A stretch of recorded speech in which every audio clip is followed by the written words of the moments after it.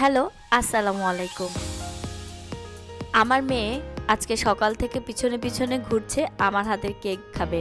আমি একটা সময় খুব কেক বানিয়ে ওদেরকে খাওয়াতাম। নানান রকম কেক ইউটিউব থেকে দেখেই চেষ্টা করতাম, কখনো কারো কাছ থেকে শেখা হয়নি। তো আজকে এই কেকের একটা মজার একটা কাহিনী আছে, একটু পরে আমি আপনাদেরকে বলবো। কেক বানানোর ব্যাপার নিয়ে দুটো কাহিনী আছে, তো আজকে নতুন টপিকটা নিয়েই বলবো। আমি তো কেক বানাতে বসে গিয়েছি, মেয়ে বলেছে কেক খাবে। 3টা ডিম নিয়েছি, কুসুম আলাদা করে নিচ্ছি না। তো আমি বিট করে নিচ্ছি, প্রথমে লো রেখেছিলাম, তারপরে ধীরে ধীরে 3তে দিয়েই বিট করছিলাম। ডিমটা আমি এমনভাবে বিট করছি, ফোম হওয়া পর্যন্ত আমি বিট করব একটু। তারপরে অলরেডি আমার ডিমটা ফোম হয়ে গিয়েছে, আপনারা দেখতে পাচ্ছেন। এই পর্যায়ে আমি আরেকটু বিট করে নিচ্ছি। আবার কিন্তু খুব বেশি বিট করতে যাবেন না, তখন কিন্তু আবার পানি পানি হয়ে যাবে। তো আমার বিট করা শেষ। আমি এখন দিয়ে দিচ্ছি হাফ কাপ তেল, তারপরে দিয়ে দিলাম 1 কাপ চিনি, দিয়ে ধীরে ধীরে ব্লেন্ড করে নিলাম।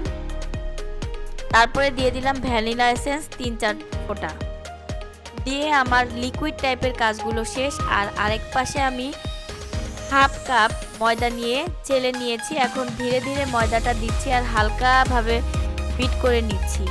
অনেকে বলে যে বিট করলে শক্ত হয়ে যায়, করা যায় না, কিন্তু আসলে আমার বেলা এরকম নয়। আমি বিট করি, আমি চামচ দিয়ে নাড়ানাড়ি করি না, সরাসরি আমি বিট করে নেই ময়দাটাও।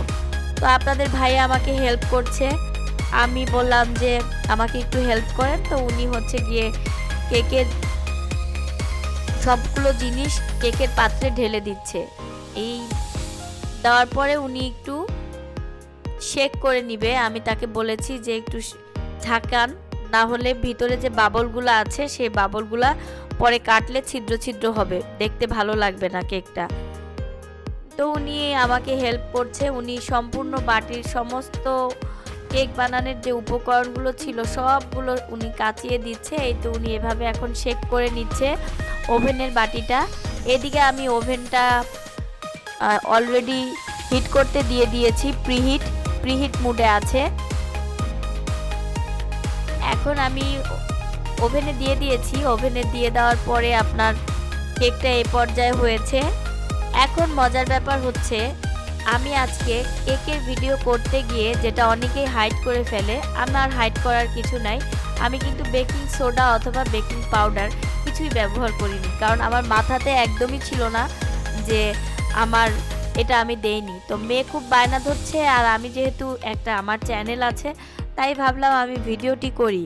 কিন্তু কেকটা দেখেন আপনারা কতটা সফট হয়েছে। আমি 2 দিন রেখে বাচ্চাকে খাইয়েছি এবং আমরাও খেয়েছি। মাশাআল্লাহ, আলহামদুলিল্লাহ, ফুলেছে যেমন সফটও হয়েছে তেমন। আমি জানি না এরকম কারো হয়েছে কিনা, কিন্তু আমি না এখানে বেকিং পাউডার দিয়েছি, না আমি এখানে বেকিং সোডা দিয়েছি, কিন্তু আলহামদুলিল্লাহ আমার কেকটি কিন্তু ফুলেছে এবং মানে কেকটা হওয়ার পরে কিন্তু একদম চুপসে যায়নি, দেখেন আপনারা। আর হচ্ছে গিয়ে কাটার পরে আপনাদের ভাইয়া দেখাবে যে কেকটা কতটা সফট হয়েছে। বিশ্বাস করেন, কেকটা খুবই টেস্টি হয়েছে। আমি তো আর আপনাদেরকে টেস্ট বোঝাতে পারবো না, তবে এটার টেস্টিং ব্যাপার হচ্ছে গিয়ে যে আমি এখানে কোনো ধরনের বেকিং সোডা বা পাউডার ছাড়াই আজকে কেক বানিয়ে ফেললাম।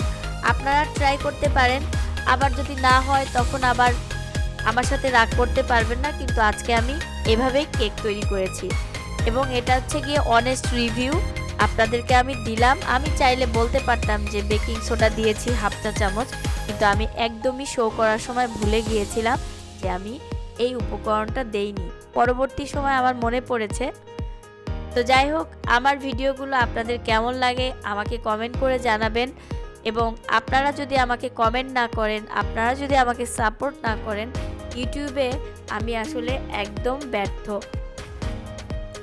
আপনাদের ভালোবাসা পেলেই আমার মনে হবে যে আমি আরেকটা কন্টেন্ট করি আমার ভিউয়ার যারা আছে বা আমাকে যারা দেখছে তাদের জন্য। তো এই তো সবাই দেখছেন যে আমরা কেকটাকে কিভাবে, এই যে আপনাদের ভাইয়া দেখাচ্ছে যে কেকটা কতটা সফট হয়েছে, আপনারা দেখতে পাচ্ছেন। আলহামদুলিল্লাহ কেক বানিয়ে ফেললাম, আপনারাও দেখে ফেললেন। এবং আজকের মতো আমার কন্টেন্টটি এই পর্যন্তই। ভালো থাকেন, আল্লাহ হাফেজ, আসসালামু আলাইকুম।